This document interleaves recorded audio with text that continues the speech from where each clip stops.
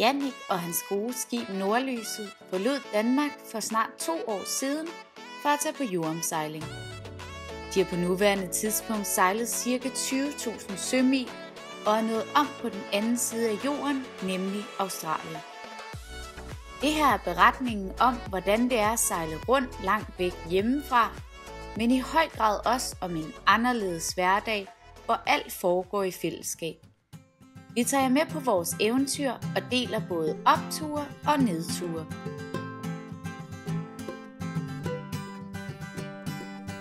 Fra Early Beach gik turen til Hook Island. Her finder vi et vandfald at bade i, ser hulemalerier og fortøjer os sammen med Nordstjernen.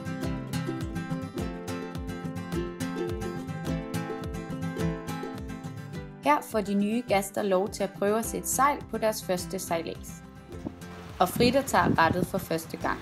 Nu bliver jeg rettet op igen, fordi graderne kommer meget senere. Det er der, vi skal kigge på horisonten. Nu er der allerede langt over. Ej, sindssygt! Ja, det er ikke lige sådan. Nu skal du dreje ret op igen, fordi nu kommer du langt over på den anden side. Ja, det skal nok være. Mens Frida koncentrerede sig om styringen, nød Jana sejladsen ude i talerstolen.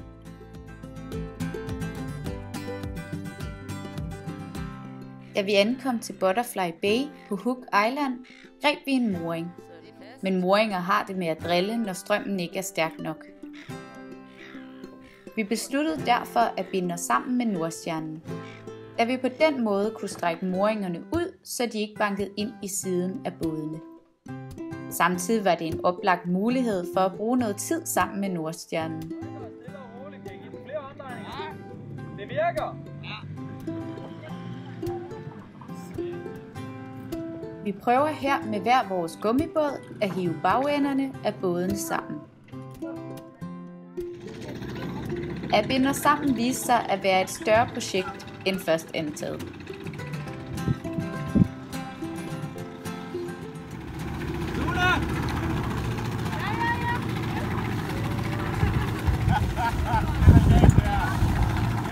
Christine!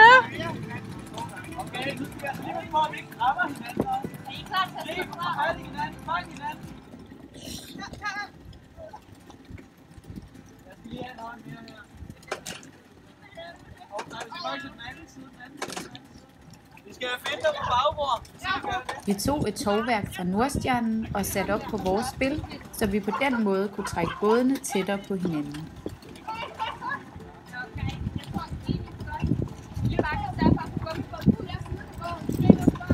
Godt løfte den båd. Vi passer lige alle sammen på. Jeg holder den bare lige just in case.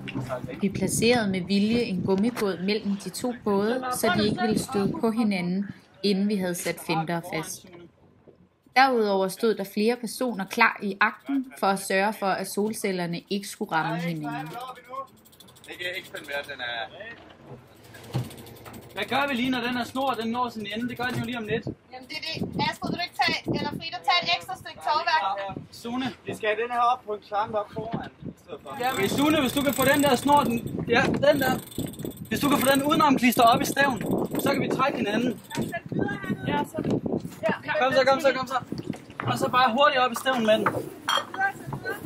Hold kæft, du slakker her.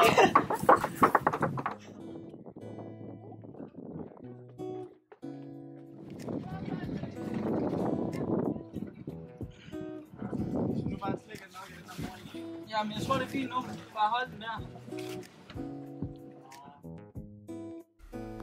Efter en lille times tid sad bådene sammen, uden nogen skader var sket. At sætte bådene sammen krævede alles indsats og var på mange måder en god samarbejdsøvelse.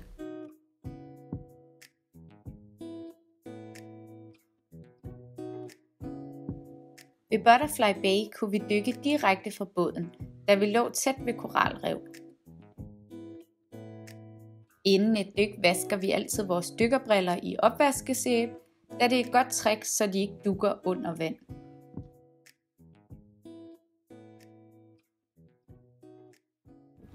Vi er kun efter de andre, men det er fordi, de er ved at være så dygtige nu. Jeg kommer lidt efter. Hvad mangler vi nu? Hvis du har gjort vasket dine briller i sæbe. Yes, godt. Skal jeg få en flybæl til dig?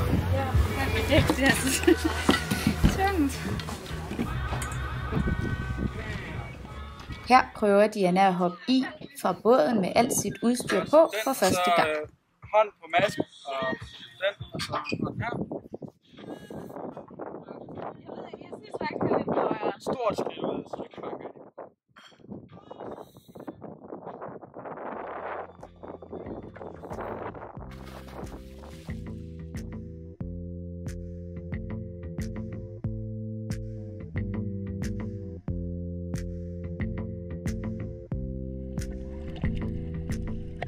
Halvdelen af Great Barrier Reef er bleget så meget over de seneste 5 år, at det er dødt.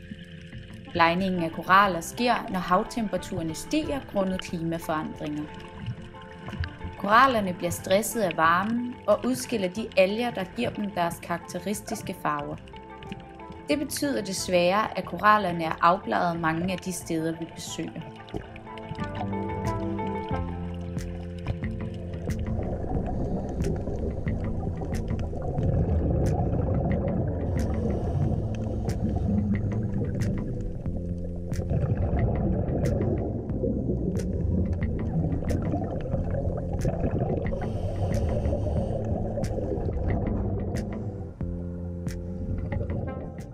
Når man alligevel har dykkerudstyret på, er det en oplagt mulighed at tjekke, om ankeret sidder rigtigt.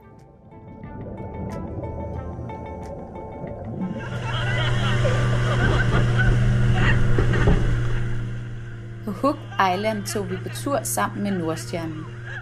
Gummibådsturene ind til land er altid en oplagt mulighed til leg og drillerier. Altså, det er to med de gule hoved.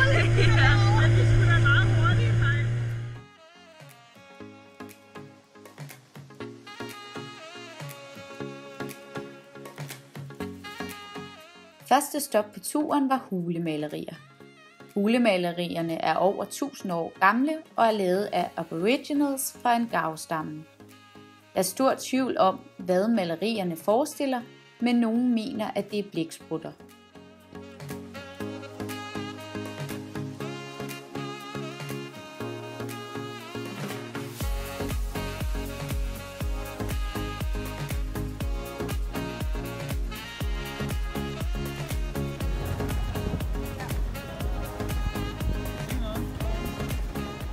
Rundt om hjørnet fandt vi et vandfald, hvor vi fik dagen til at gå med at klatre rundt og bade i vandfaldet.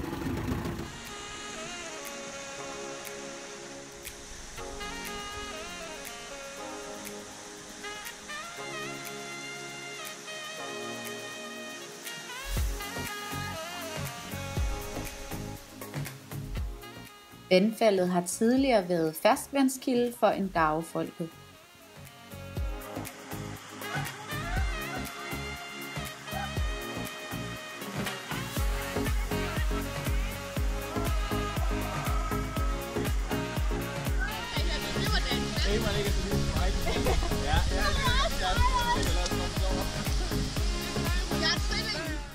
Da turen gik hjem igen, måtte alle ned og sidde på numsen for at komme ned i gummibåden, da stenene var meget glatte.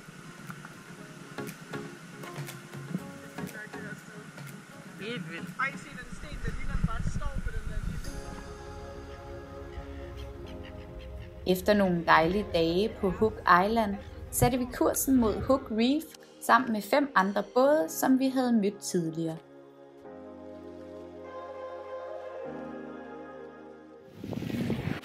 Jeg ved ikke, om vi kan ramme os. Så sidder vi lige og kigger efter hvaler. Ja! Klokken er... Bare hold øje med de andre skibe også. Ja, vi skal sejle ud sammen med 4 andre skibe. 5 andre skibe. Og så sejler vi til Hook Reef, hvor vi skal dykke en masse.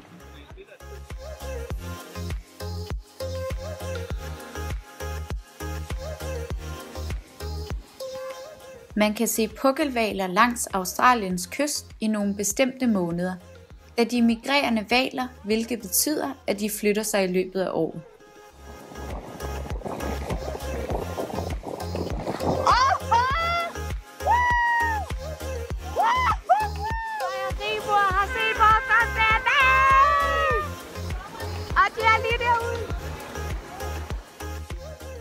Pukkelhvalen kan blive op til 17 meter lang og veje 40 ton. Man kan kende dem på deres lange finner, der er cirka en tredjedel af deres kropslængde.